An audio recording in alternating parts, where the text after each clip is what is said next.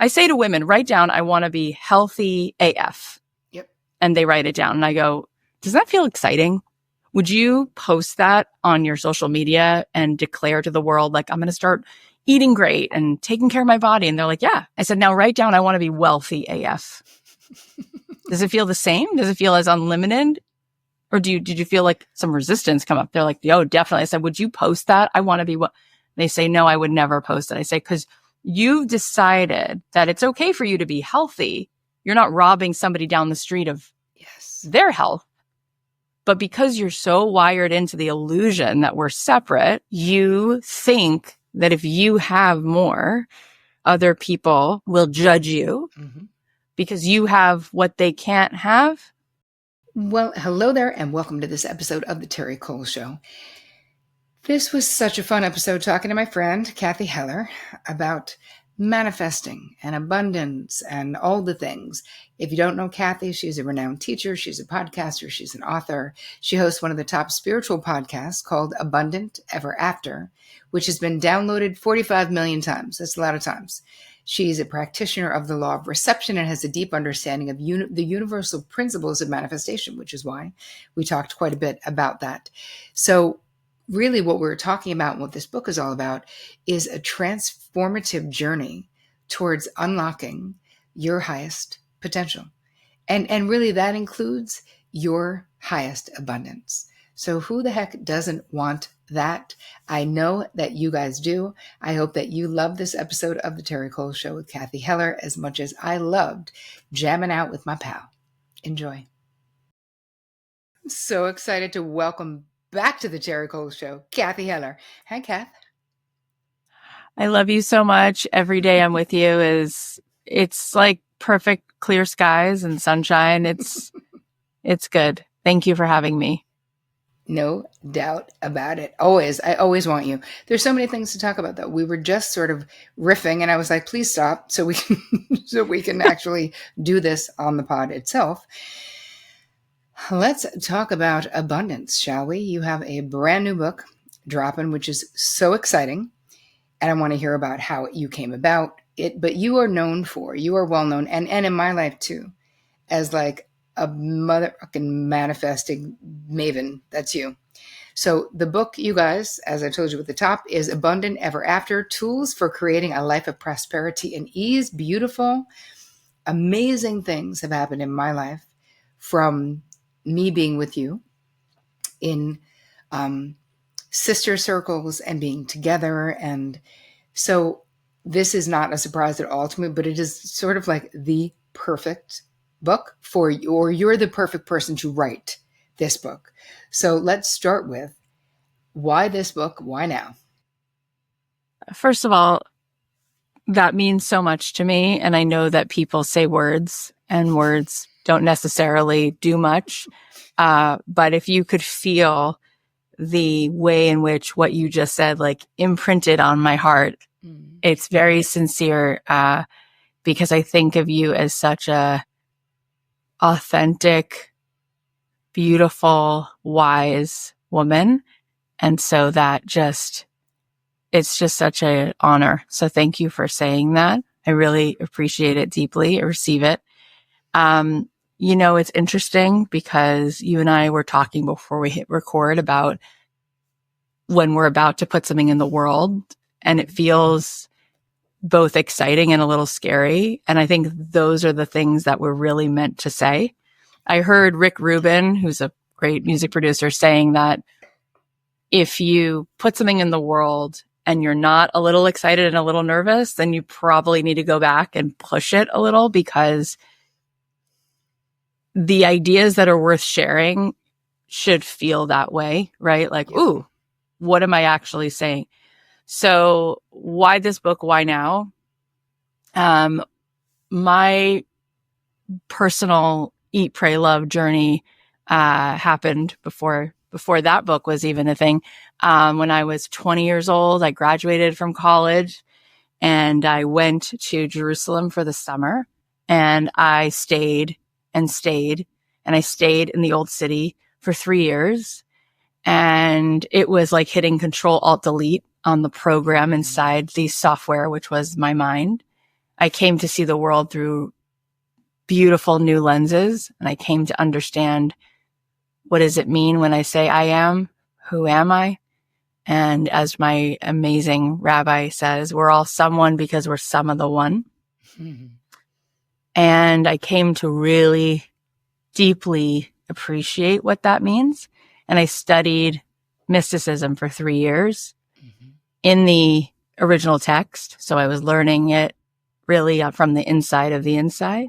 Yeah. And I had this incredible sort of Yoda Jedi who was sort of showing me the way, which was just an incredible gift.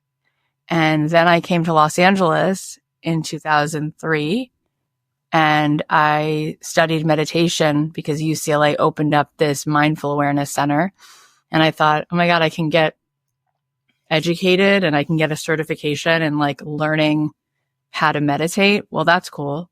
So then I had a few years of putting together sort of the brain science and the body and what's happening inside of us as we align with what I knew to then be our soul, our bigger, brighter consciousness, the energy that we are, the eternal self. And meanwhile, I was a 24-year-old, 25-year-old, 26-year-old girl living in LA with all these things that I wanted to create. And it really felt like Mary Poppins snapping her fingers and watching the dresser drawers open because I had this spiritual tool which allowed me to pull everything that was already hidden in plain sight into my experience. And I really understood that everything's in escrow, all of it, all the time. And depending on how we tune our radio, it changes what song we hear. But we are the receiver. We're the radio. We determine what music plays. And so I went on my way and had a pretty cool, interesting chapter or two and started a podcast later on. Eventually, I felt like I was ready to teach it. And I felt like my audience was ready to hear it. And I felt like the collective consciousness of the world was ready to really kind of like take this on and sort of look at it. And it feels really like the right time. Whenever there's a lot of contrast in the world, there's an equal amount of light. And so it's a really exciting moment, I think, to put this book in the world and to share these ideas. So that's a little bit of the background of why this book and why now. So for people who, because I feel like a lot of people, there's something about how you, for me, make creating what you want in life accessible, right? And I almost don't even say manifesting that much because I feel like it's been corrupted in so many ways. It's confusing. 100%. People act like it's magic. It's not, even though it is magical, right? But it's not magic. It's something that we all have within us. And what I love about your way of teaching it and talking about it is that there's an accessibility that we really all can do this. And there is a mindset shift that has to happen. So how can someone sort of push past, like I see this with my therapy clients, the limiting beliefs and the ego and the self-sabotage, right? And open themselves up to a more abundant life. I feel like there's a lot of fear that people have of claiming what they want. So what would you say to someone who's sort of stuck in that place?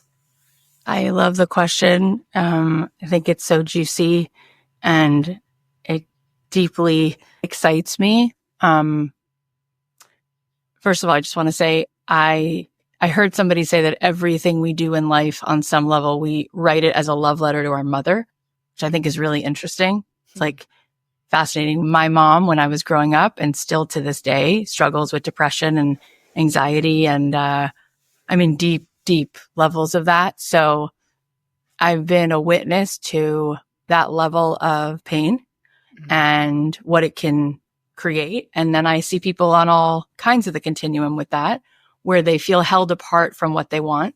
So I have an intimate experience with it, not to mention I'm a human being who has my own interesting ways of getting off the track, right?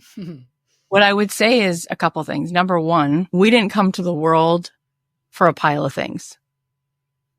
We have much, much bigger dreams than that. Mm-hmm. We're way, way, way bigger than wanting stacks of achievements or Range Rovers. Mm-hmm. We want to feel connected to the divine. We want to feel at ease. We want a lightness of our own being. We want meaning. We want contribution. Okay. What I understand to be true is that we're looking for the wholeness that already is inside of us. Mm. And often when we're thinking about what we want to create and we're feeling that it's out of reach, it's because we're outsourcing our wholeness. Mm.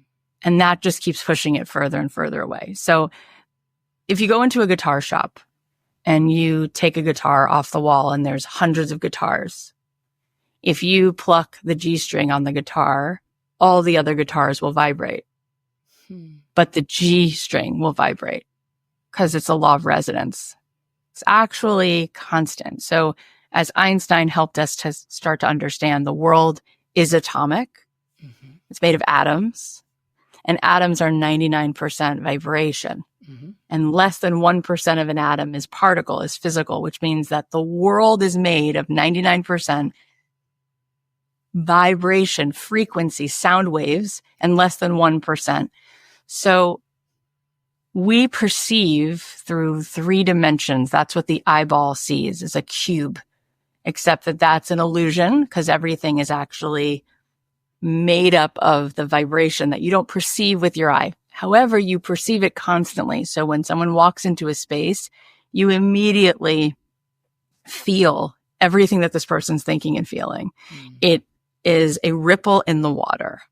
In fact, if you're thinking about water, if you want to make an impact and you throw a stone, you can make a ripple. If you throw a bigger stone, it makes a bigger ripple. So a person with a coherent energy, mm-hmm. which is in alignment with their real power, which is the love of the true self with the capital S, mm-hmm.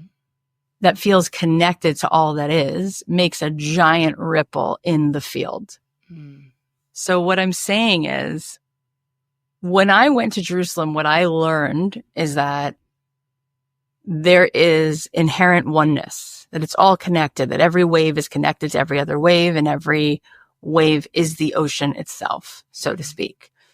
My rabbi explained it to me. He said, you are a masterpiece because you're a piece of the master. There is only oneness. In fact, the central prayer in Judaism, for anyone who's ever heard anything, there's a few things in Judaism that made its way into movies, like breaking glass under a chuppah or whatever. So there's a prayer, a significant prayer for us is Shema Yisrael. That prayer means God is one. What does it mean? It means it's all oneness, right? It means that the mic drop of Abraham was that God was this oneness. So what I'm saying is, if what we're looking for is the feeling of being unlimited, mm-hmm. that is the feeling of connecting to ourself with a capital S, that is connected to that which is, was, and will be. And when we look with our eyes open, we typically see less. When we look with our eyes closed, we have what's called insight. Mm-hmm. We see further. Right. So a little bit that needs to happen is the clarifying of, who are you? Because when you wake up in the morning, your brain runs a program. It's Groundhog Day. Your brain is actually an artifact that thinks the same thoughts it thought the day before. And most of them are looking at the world through a projection of negativity that keep you from the essence of who you really are, which has this within a breath away is well-being. It's ease. It's love. When we start to move from the part of us that is connected to the love that is at the center of us, we start to be a magnet for more love. We start to be a custodian of energy. And then we're no longer looking for our dance card to be filled up because we are projecting and giving away so much love. And when they study happiness, they find that the people who are RSVPing to their own party, they're not needing anything to happen to feel good because they're feeling good right now. Not only are they happy, but they're making other people happy, which is then what makes them even more happy, is the feeling that they're loving being, just who they're being is loving people into life. Mm. The next thing I want to say is that once we kind of establish that, like when people meditate, I teach people how to meditate. And once I get them to get it, which they get it right away, there's a few myths about meditation that keep us from it. But once we understand where we're really trying to get to, we can get it like within maybe a minute. Once they get there and they feel ease and they feel joy and they feel light, I say to them, why would you wait to feel that good? Why would you wait for something to happen to you to make you have the permission to feel that good? Why wouldn't you just choose to feel this good? Mm-hmm. And it's because we are wired into our addiction to cortisol, first of all. And it's because we are so used to looking at other human beings who beat the drum and told us that life is hard and it's supposed to be. And there's a satisfying ego trip you get the harder you earn something, when everything we're actually after in our life that actually has fulfilled us were the things we didn't have to earn. When I held my daughter for the first time and I looked at her face and I was overcome with a feeling I had never experienced, I didn't think to myself, oh, I know exactly what I did to earn these hands.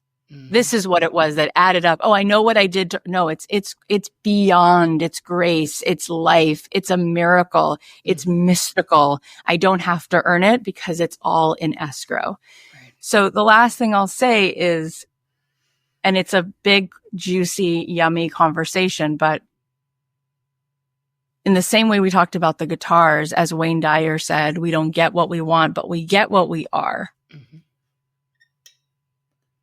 The reason I wrote a book called Abundant Ever After is because you are abundant. You are a soul. You have an infinite amount of capacity to receive. Mm. And I want to say something else about that while we're just talking about it. So I think it's important.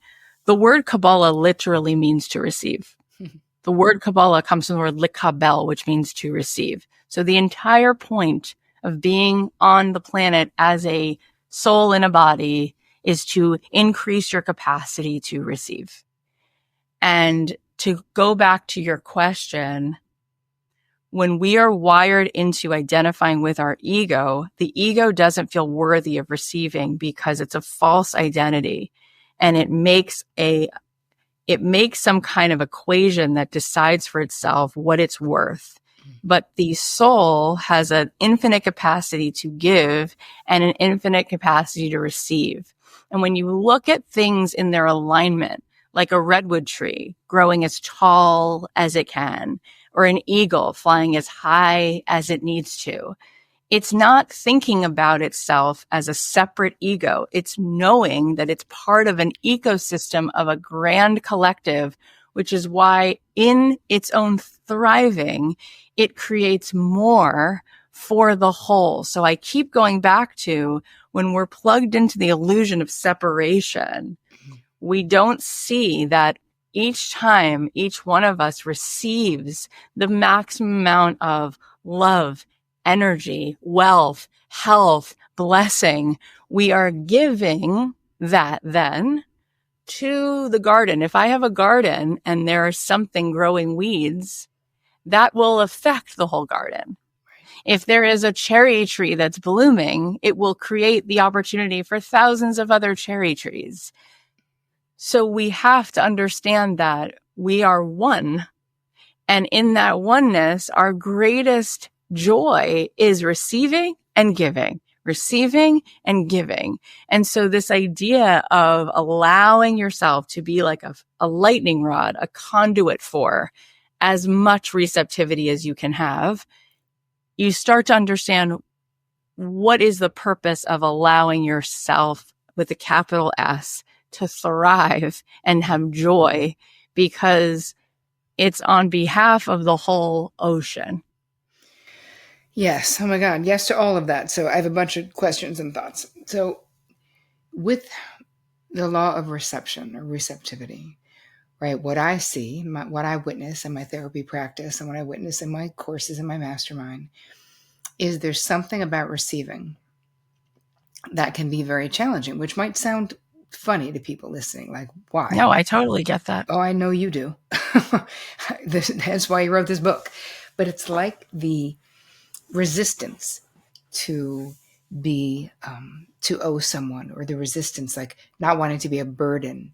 If I allow you to give to me, then do I owe you? There's a lot of complication around. What I find with the women in particular in my crew is that we have mastered the art of the giving. We've got the giving half down. Like, you need anything, I am your girl. Like, I will help you no matter what, blah, blah, blah. What I think that is amazing about what you're sharing and what you've written in this book is helping us master the art of receiving, because that is the other half of creating what you want in life. We cannot do it alone.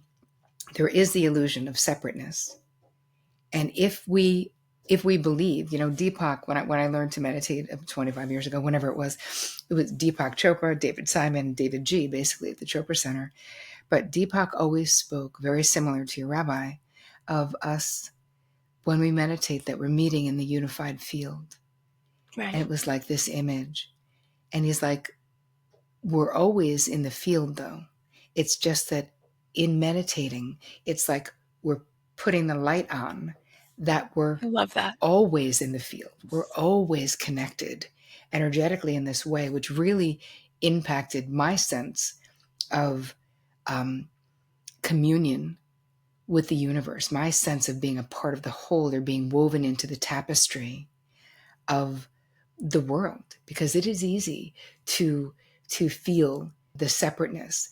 So how does someone, in your estimation, because I know you've seen this a lot, overcome the feeling of being unworthy, or the imposter syndrome, like we were literally just talking about before we went live? I'm happy to talk about that. I'm not enough. Who am I? Who am I to write a book that changes the world? Who am I to? Yeah. So how do we get over that? Or what are your thoughts about that? Yeah. I mean, first of all, Moses was in the desert for 85 years before he believed he was worthy enough to go deliver like this message. So that's just an example of how this idea of who am I to do this? He was like, God, I have a list, I can't talk, pick someone else. He's like, no, I think it's you. I think that that's a very human journey. I also think, as my friend Tracy Litt says, I like it. She says, we manifest at the speed of safety. And what I've come to understand about all of us is, depending on the circumstances in which we've gone through our life, we have certain neural pathways of experience. And when something is greater than what we've received before, we literally don't have a way of understanding that that's safe. So I say to women all the time, why not try on telling yourself it's safe to be abundant? It's safe to receive. Mm-hmm. What the ego does, because it really loves us, it really wants to protect us.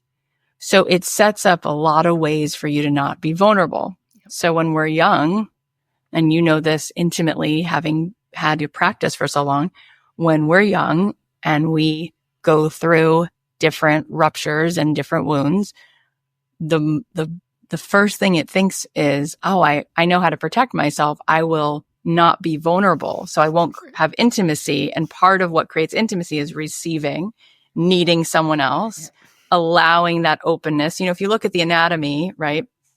The woman in the anatomy, when you're creating a child, a woman's body is receiving and a man's body is giving. And there needs to be some level of openness to that. So that takes a lot of vulnerability on a certain level to receive, right? And so receiving from someone is such a gift, because what you're doing is you're saying there's something you have to give that I will receive, that I maybe could need, which makes that person feel a lot of purpose and really close to you. So a really cool way that your ego thinks to defend you is to say, you don't need anything from anyone. You're good, because it's not safe. Because there were times where maybe by allowing yourself to be open and vulnerable and receive from someone, your walls were down and you got hurt. So it's interesting. There's different light bulbs, right? And some light bulbs have the capacity for 40 watts or 75 watts or whatever it is. We are each like that. We have a certain capacity to receive. And then when it gets beyond that, we'll literally feel very vulnerable. So we will sabotage. We'll create a rupture in the relationship, or we'll put a hold on, I can't make more money than this, because we'll start making some connection in our mind that if I make more money, I'll be more obligated, or I'll be more responsible, or people all of a sudden will leave. So what's interesting, one time during COVID, actually a few years ago, I'm Jewish, but I love Christmas, because who doesn't? And I felt bad that my kids, so many of their things were taken from them. So I wanted to do Clark Griswold, crazy amounts of Christmas lights. And so I called this guy on December 23rd and said, I know it's last minute, but could you just string, a zillion lights on the house? And long story short, I paid him this overage fee, because it was 2 days before Christmas. He came with all these lights, and my husband walked in and out of the house twice and said, it's not going to work. And I said to him, why is he being such a Debbie Downer? So rude.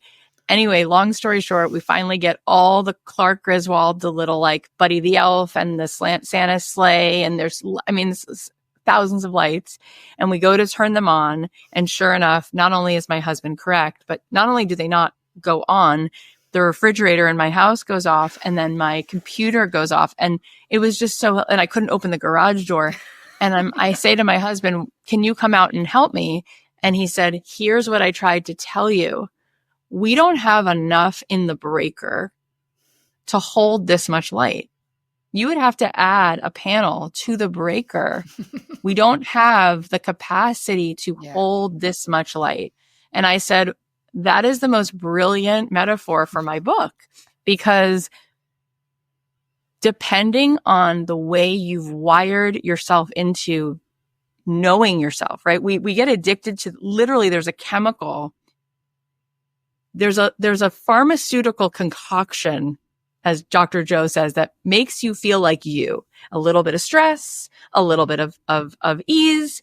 And if you have too much ease, you go, wait, I don't feel like myself. Where's the shame? Where's the doubt? Oh, okay, now I feel a little bit more familiar. This is who I was yesterday. This is my personality. Yeah. Okay, so you go back to that set point. What I'm saying is, we can literally teach our nervous system that it is safe to have a greater breaker, so we can expand to receive. When somebody goes to say, I'll pay for dinner, you can say, it is safe to say thank you. Mm-hmm. I appreciate it. I receive that. When somebody wants to pay you, it is safe to own your side of the street and let them own theirs and say, let's go. I appreciate it. I receive it. Let's work together. We can tell ourselves. And what's so cool about the brain, and this is where I love that I was able to study both the spiritual aspect, but also the actual brain science of it. What's so cool about the brain, and I've seen this on brain scans at UCLA, when you do that, you will literally sprout new neural pathways that will support you, just like a bigger light bulb. And you will be able to burn through the end of where you ended before, your capacity to receive, and your nervous system will catch up and say, we're good here. Now we have a new reference point, right? And we are safe to receive. And this is what people, and you know this, in relationships that are healthy, they teach each other, they heal one another by creating new, expanded reference points, which allows them more receptivity, more capacity to receive. Wow. Yes, please. On all those fronts. I love the electricity analysis. I mean, that metaphor is actually perfect. And it was funny when you were talking, it made me think I just recently interviewed Gay Hendricks about an upper limit. I mean, a bunch of things, but upper limit problem, of course, is one thing that we spoke about. And this self-sabotaging that when you get out of your comfort zone, you're like, oh wait, this is too good. You're like, I feel like the other shoe is going to drop. So a lot of people just throw the other shoe, right? Because they're like, I can't even tolerate how this makes me feel. And so I love the idea of expanding. And also it's almost like what you were saying, Kath, made me think about looking at our comfort zone through a different lens, right? Like being uncomfortable because we're stretching. And before we were rolling, I was talking about, writing a new book and having the imposter syndrome and all the things that come along with doing something great and doing and allowing ourselves, because being as visible as we've both chosen to be in our lives, that's a vulnerability, especially when because I know we both do it authentically. Like that's a vulnerability that you take a risk. People are going to judge. There's going to be trolls. There's going to be haters. This is just life, no matter how not controversial you are or how controversial you are. And I think that Totally. we have to decide like what is worth it. And with folks who are seeking to be abundantly ever after, who want more in their lives, the beginning of this process, it sounds like from what you're saying, is admitting that you want more, admitting that you have more to say, to give, to do, or that you want more. Because again, you said at the very top, our focus here in life isn't just accumulating things, but there's also nothing wrong with wanting and you're the queen of saying, hey, you want a bangle, get a bangle, like do your thing, and no judgment on that stuff. And I feel like, at least with my therapy clients, a lot of times there is a resistance to, and I would always say, and I see it within my husband, Vic, years ago, Vic was like, literally said to my face, listen, nobody needs more than $250 a year. And I was like, we need more than $250 a year right now. Right now. We're not making it, but we do. And I was like, and what is listen, recovering Catholic, what is your need to put some cap on what I'm manifesting? Get the hell out of my way. And he was like, whatever. I was like, babe, you can make all the money in the world and give it all away. I don't care. Right? If that makes you feel happy, you want to do something for returning vets, whatever. But I could see so clearly exactly what you're talking about, the limits that we can put on ourselves. Or there was some meaning for Vic about making a lot of money. And I was like, no. And one of my, and last thing I'll say about this is one of my closest friends is this brilliant energy worker, Lara Riggio is her name. And she teaches about, her own, what's happening within our bodies. And she'll muscle test us saying, it's okay for me to make more money than my friends, my family, and the poor. And how many people's arms go weak when you say that, like, I'm a bad person if I want to make a lot of money. And I think that these are the limiting beliefs, that part of what you're talking about. Yeah, I think I want to talk about that for a second, because to me, since everything is part of all that is, I don't have a story around shame I don't have a shame story around Wi-Fi. I shouldn't have unlimited Wi-Fi. I don't have a shame story around, well, I shouldn't have so many friends. Like once I have so many friends, it's interesting. Esther Hicks, I've heard her say that you wouldn't hear somebody say, look, I want to feel physically healthy, like even like 40% of the day. I'm okay with having a headache 60% of the day because I wouldn't want. And she says, why do you do that? Because your story around health, I say to women, write down, I want to be healthy AF. Yep. And they write it down. And I go, does that feel exciting? Would you post that on your social media and declare to the world, like, I'm going to start eating great and taking care of my body? And they're like, yeah. I said, now write down, I want to be wealthy AF. Does it feel the same? Does it feel as unlimited? Or did you feel like some resistance come up? They're like, oh, definitely. I said, would you post that? I want to be what? They say, no, I would never post it. I say, because you've decided that it's okay for you to be healthy. You're not robbing somebody down the street of their health. But because I'm going to go back, you're so wired into the illusion that we're separate, you think that if you have more, other people have less, will judge you because you have what they can't have. So, I mean, you mentioned Deepak before. Deepak said to me, Cathy, I was born in India and I know so much about the world being abundant. I write books about abundance. Every acorn, he says, is the promise of thousands of forests. The world is so deeply abundant. Look at the rainforest. Look at the species. Look at the different kinds of faces, the different languages, the different flavors. It's nonstop. All it does is create abundance. When you cut your finger, your body, without you doing anything, goes into repair. You have trillions of cells. Your cells are able to track the circadian rhythm of the sun and the moon as we sit here. The universe expands and it goes on past anything we could ever create an algorithm for. It is so abundant. It doesn't make any sense to see reality that way. So what I would say is there's a story that has gotten a lot of airtime, and it's actually a misunderstanding. People will walk around and say, money is evil. Okay. This is a story. The verse that comes from actually says, for what it's worth, it says the love of money is the root of all evil. Okay. There's to take that one piece of culture. Okay. Yep. What does that mean? It means putting materialism on a pedestal and thinking that is going to fill you up is a dead end. What I learned living in Jerusalem is that King David, who wrote all the Psalms, I mean, this is a human being who was so wealthy, so physically, materially wealthy, and so spiritually in tune that they wrote this song, Hallelujah, about this man, and the Pentatonic sing it every Christmas, and people cry their eyes out because this is a figure in our cultural world of somebody who was so connected to godliness. The man was so wealthy. He had a kingdom. Okay. The word yoga means to yoke the physical and the material. In Judaism, we believe that it's our job to elevate the physical to a higher consciousness. The physical on its own, a house is a house. It's bricks, but energy of love makes it a home. It's a bigger test to actually have more and to elevate it into something that is beyond the 3D aspect of it.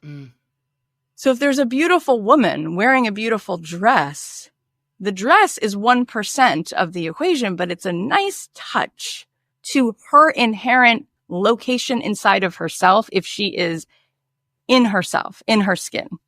If she's not, it doesn't matter what the dress looks like and how expensive it is because it will fall flat.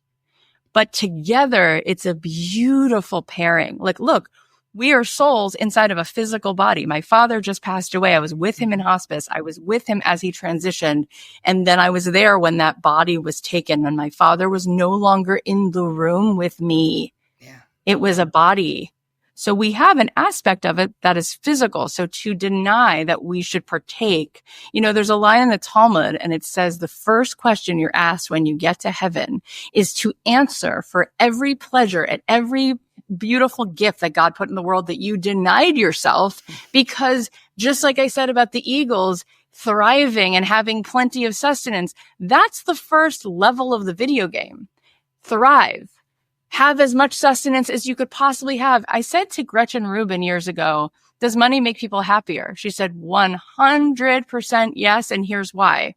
If you're not constantly having to worry all day about where you're getting the money for a sandwich, you can go through Maslow's hierarchy of needs and start to fill up your actual realization of self and your purpose and your impact, which is why I go back to saying there is enough.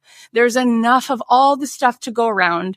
It's here for the taking. It's all in escrow. So I do believe, and I'll say this one last thing, which is I was showing my girls, I was just hosting a retreat at the Ritz-Carlton in Marina Del Rey. And I brought in this little plant, like you buy it at the grocery store. And it was a little mint leaf plant.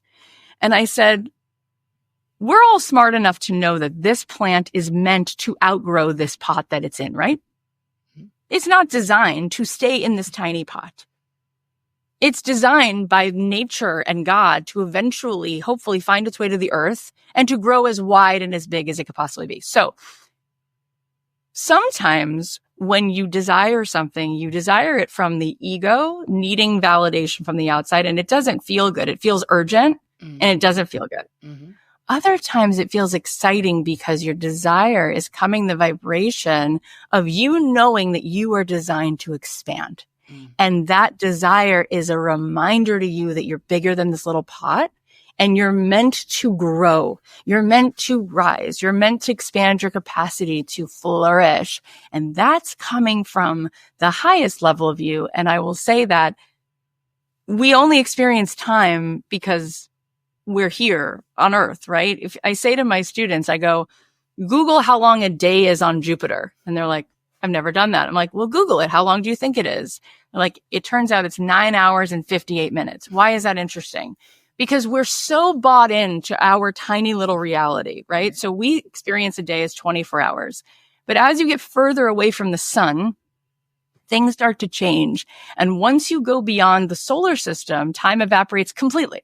There is no time.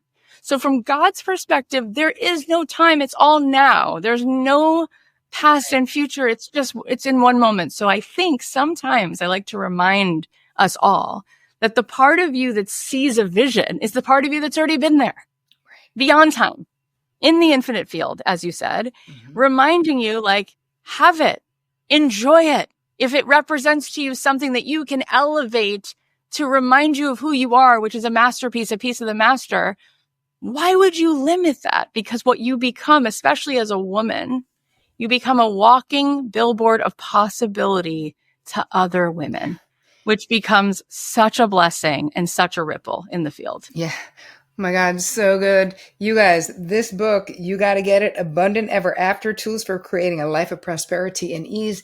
And it's not just the other women, Kath.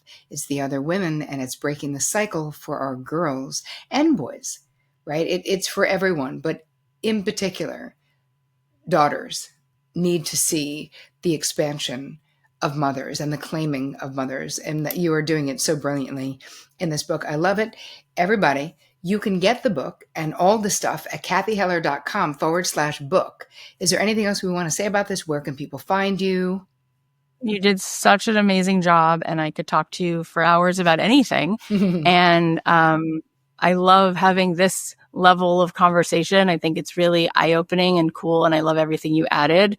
And I really did write this as a love letter to women. And yeah, you said it perfectly. There's a lot of bonuses when you go to cathyheller.com/book, which is really fun. There's a little miniature course on manifestation and a journal, and we're doing a book club. I'm reading from the book once a month and all of that jazz. I'm so excited for the book club. I'm so excited to actually all do it together. It's so fun. I'm so glad that you're doing one.